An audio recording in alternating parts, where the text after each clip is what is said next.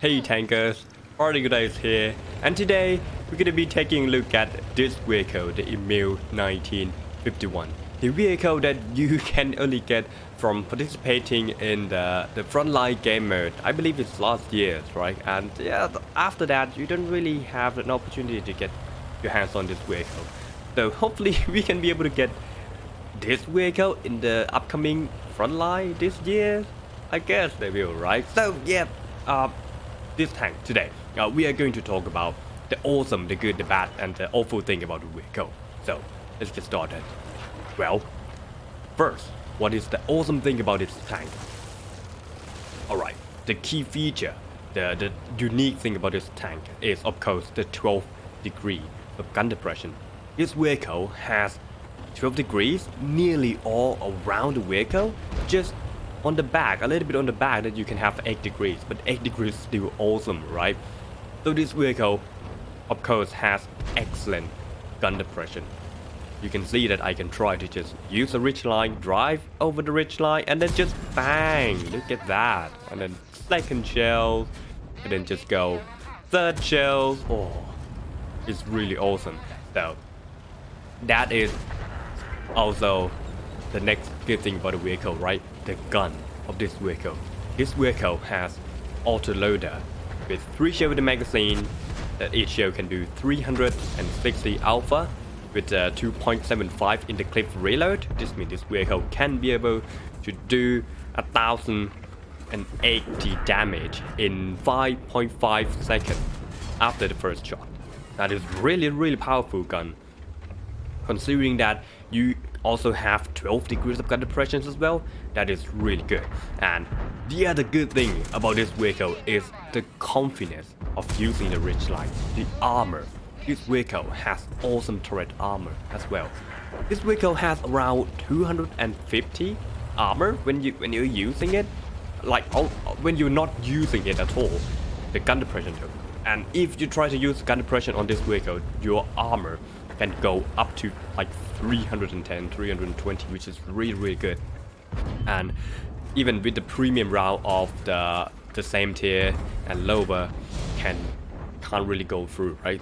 They can't really go through your tank with that. So this tank turret is really awesome.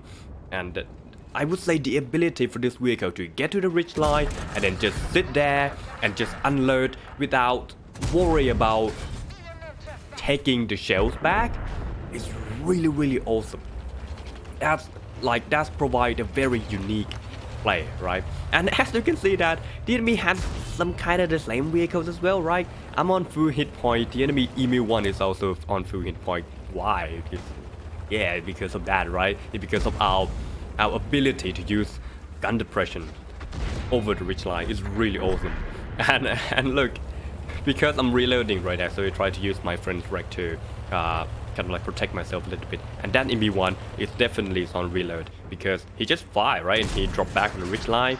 So yeah, 1, 2, and 3, 939 damage. A little bit low roll there, just like that. This vehicle is awesome indeed. So that is all about the awesome thing about this vehicle. What's next? Good thing.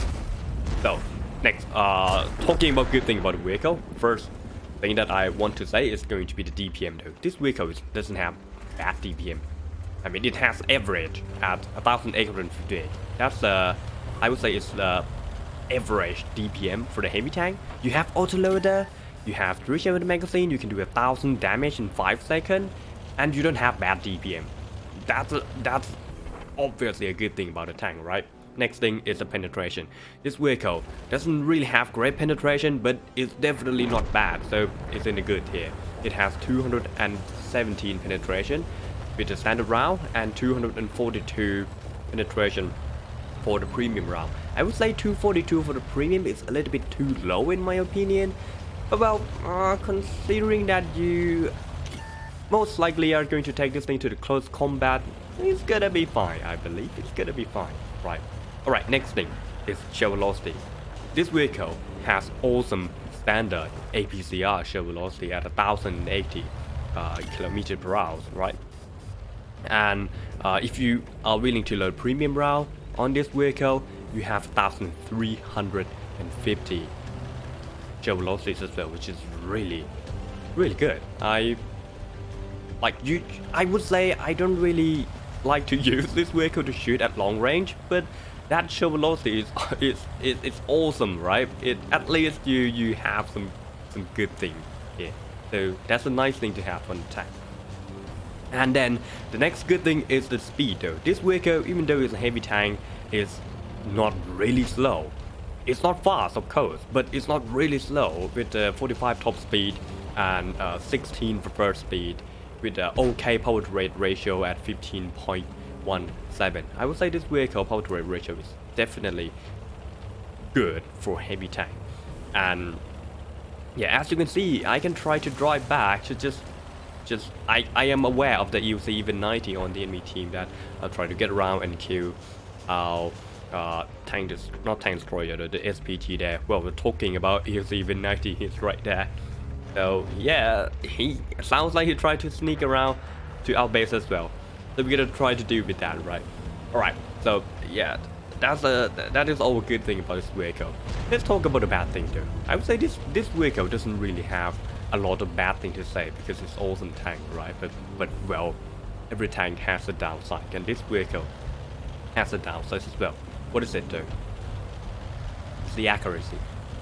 This vehicle has really bad accuracy in my opinion, but I'm not going to put it on the worst side though, because it feels like it still can work, right? Of course you can steal some shoots to shoot something, right? This vehicle has 0.38 accuracy, but not just that, you have horrific aim time at 2.88 seconds, and your dispersion value when you are turning the tank, turning your turret, turning whatever that you can turn, your reticle blew massively. So do keep that in mind. This vehicle can't really do some quick shot, even though we just quick shot the Emil1951 there. But I would say you can't really have some quick shot against the tank that you have to aim at a certain point, right? So yeah, that is definitely not a very good thing about the tank. And another bad thing is the view range though. But I would say it's not awful, but it's bad. This vehicle has 360 base view range. This means to be able to get the same view range as I have right now, the maximum spotting range or beyond maximum spotting range, you will need coated optics installed on the tank, and I use coated optics on this vehicle, so you can't use some better thing that you can have on the tank. Like, I don't know if you are willing to use some improved rotation mechanism or something like that. I am not using it because I try to go for the optics. I feel like view range is one of the good aspects in the game to have as well, so I always use optics if you are not going to go beyond the maximum spotting range. Alright, so that's a bad thing about the tank. So awful thing, there is one awful thing that I should say about this vehicle, is the gun elevation. This vehicle, although you have excellent gun depression, you suffer from the gun elevation problems as well, because what, autoloader you most likely have these problems. So that could be a thing. So you can shoot the tank below you, but you can't really shoot the tank above you, right? You have 14 degrees of gun elevation, which is worse than a majority of the tank inside World of Tank. And yeah, that's all about all of the aspects of this vehicle. All in all, I feel like this vehicle is really good. I love playing this tank. It's one of the awesome premium tank inside World of Tank. It has very comfortable gun or comfortable aspect to use the rich line, right? And it's really nice. This vehicle is very good. Alright, so let's take a look at the result a little bit there. Well, so this game is the Ace Tanker game with the Confederate and the high caliber. We do 3,958 damage there, 1,380 experience, which is really awesome, and we make tons of credit.